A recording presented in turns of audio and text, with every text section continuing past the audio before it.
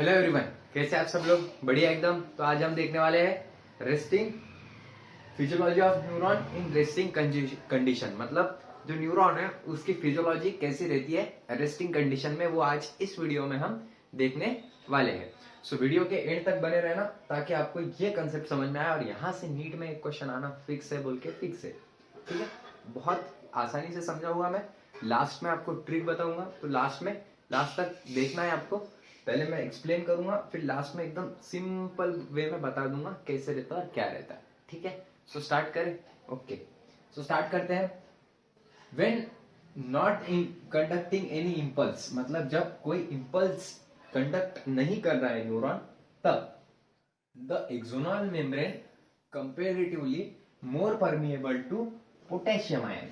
मतलब जो उसका मेम्ब्रेन रहता, as we studied in our previous lecture that neuron has a membrane, तो वो मेम्ब्रेन किसके लिए परमिएबल रहता? पोटेशियम आयन के लिए परमिएबल रहता। कौन सा आयन के लिए परमिएबल रहता? पोटेशियम आयन के लिए। And nearly impermeable to sodium, और सोडियम को लिए वो नियरली इम्परमिएबल रहता। मतलब जो न्यूरॉन का मेम्ब्रेन है वो परमिएबल रहता पोटेशियम आयन को। परमिएबल मतलब पोटेशियम आयन को अंदर आने देता, वेयर एज Na+ आयन को अंदर नहीं आने देता। ठीक है, उसके बाद membrane is impermeable to negative charge protein. ठीक है, मतलब जो मेम्ब्रेन रहता है न्यूरॉन का वो Na+ और निगेटिवली चार्ज जो भी प्रोटीन है उसके लिए भी इम्परमिएबल रहता। ठीक है, प्रेजेंट इन द एक्सोप्लाज्म। ठीक है, जो एक्सोप्लाज्म में प्रेजेंट रहता है। Okay, contain high concentration of negatively charge protein and low concentration of Na+। मतलब जो एक्सोप्लाज्म है उसमें निगेटिवली चार्ज प्रोटीन बिल्कुल नहीं रहेगा और Na+ का अमाउंट भी लोअर साइड रहेगा। ठीक है, उसके बाद outside fluid low K+ ion and high Na+। मतलब एक बात बताओ मेरे को, वो बाहर जो है, बाहर क्या हो रहा है कि Na+ का कॉन्सेंट्रेशन ज्यादा है। क्यों ज्यादा है? क्योंकि न्यूरॉन का जो मेम्ब्रेन है वो क्या कर रहा है कि Na+ को अंदर नहीं आने दे रहा है। ठीक है, इसलिए बाहर कॉन्सेंट्रेशन किसका ज्यादा रहेगा? ऑब्वियसली बात है कि Na+ का कॉन्सेंट्रेशन ज्यादा रहेगा। ठीक है, उसके बाद दिस फॉर्म कॉन्सेंट्रेशन ग्रेडियंट, और इसके वजह से क्या होता है? कॉन्सेंट्रेशन ग्रेडियंट बनता है। अब कॉन्सेंट्रेशन ग्रेडियंट क्या है आप यहाँ पर फोटो में देख लीजिएगा। तो concentration gradient is nothing but एक चार्ज डेवलप होना, पोलराइज होना, इसको हम कॉन्सेंट्रेशन ग्रेडियंट यहाँ पर बोल सकते हैं। उसके बाद maintain by active transport sodium potassium pump. Very very important, ये किससे मेंटेन होता है? सोडियम और पोटेशियम पंप से। अब सोडियम और पोटेशियम पंप क्या है वो यहाँ पर आपको डायग्राम में देख लेना है, फोटो में देख लेना है। ठीक है, उसके बाद ट्रांसपोर्ट 3 Na+ आयन आउट। क्या करता है? 3 Na+ आयन आउट करता है मतलब न्यूरॉन के बाहर डालता है। और 2 K+ आयन इनटू सेल, मतलब जो 2 K+ आयन है वो सेल के अंदर डालने का काम ये करता है। मतलब 3 Na+ आयन न्यूरॉन के बाहर डालेगा और 2 Na+ आयन न्यूरॉन के अंदर डालेगा। समझ में आया? गुड।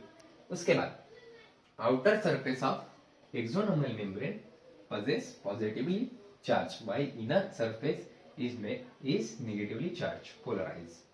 ठीक है, मतलब बाहर का जो ये रहता, बाहर का क्या रहता? बाहर का जो मेम्ब्रेन रहता वो पॉजिटिवली चार्ज रहता, वेयर एज अंदर का अंदर का निगेटिवली चार्ज रहता। समझ में आया? ओके, अब यहाँ पर नीचे का ट्रिक देखते हैं। एकदम सिंपल वे में समझते हैं इसको, कैसे समझना है आपको एकदम सिंपल वे में। पहले मेरे को देखने दो नीचे का आ रहा है क्या? हाँ, आ रहा है। ठीक है, दिस इज आवर न्यूरॉन। ठीक है, अब यहाँ पर ट्रिक है, ध्यान देना ट्रिक पर। ये हमारा न्यूरॉन है। क्या है? न्यूरॉन है। क्या है? ओके, उसके बाद जो अंदर है वो है हमारा एक्सोप्लाज्म। जो अंदर का ये है इसको हम एक्सोप्लाज्म बोलते हैं। ठीक है, जो अंदर रहेगा वो निगेटिवली चार्ज रहेगा। कैसा रहेगा? Negatively charge. इतना दिमाग में बिठा लो। अब निगेटिवली चार्ज क्यों रहेगा अंदर? क्योंकि Na+ और निगेटिवली चार्ज आयन यहाँ पर ज्यादा रहेगी। क्या रहेगी? निगेटिवली चार्ज आयन यहाँ पर ज्यादा रहेगी। समझ में आया? ओके। उसके बाद यहाँ पर K+ आयन ज्यादा रहेगी। ठीक है, क्या ज्यादा रहेगी? K+ आयन ज्यादा रहेगी। एक मिनट। ठीक है, K+ अंदर ज्यादा रहेगा, मतलब यहाँ पर मैं आपको लिख के बता देता हूँ।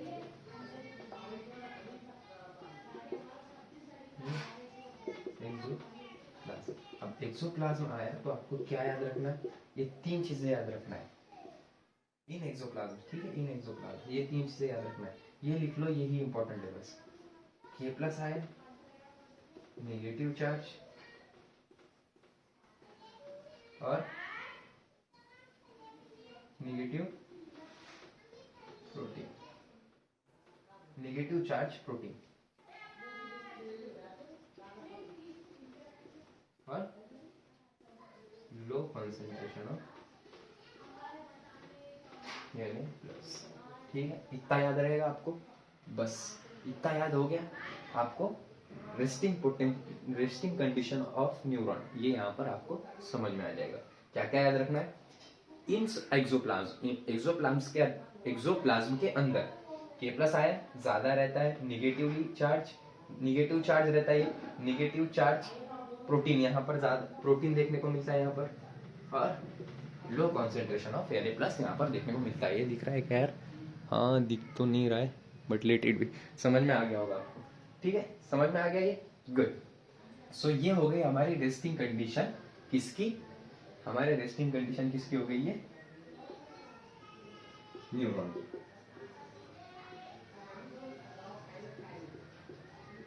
ठीक है, सो आप ये नोट कर लो और ये याद रखना, आप में आपका नीट में क्वेश्चन 100% बनेगा। ठीक है।